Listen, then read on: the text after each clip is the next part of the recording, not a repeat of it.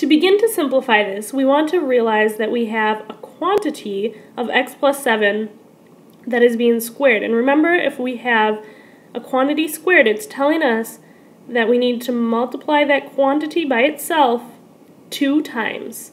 So we have the quantity of x plus 7 times the quantity of x plus 7.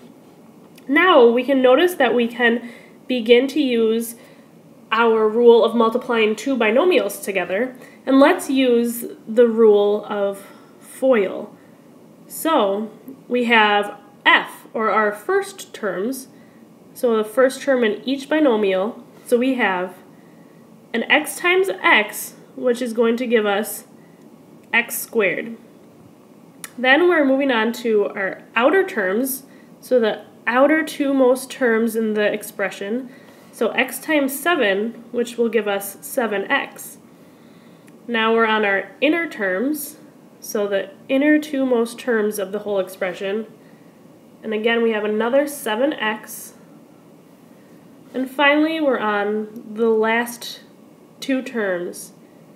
So the last term in each binomial, so we have 7 times 7, which gives us 49.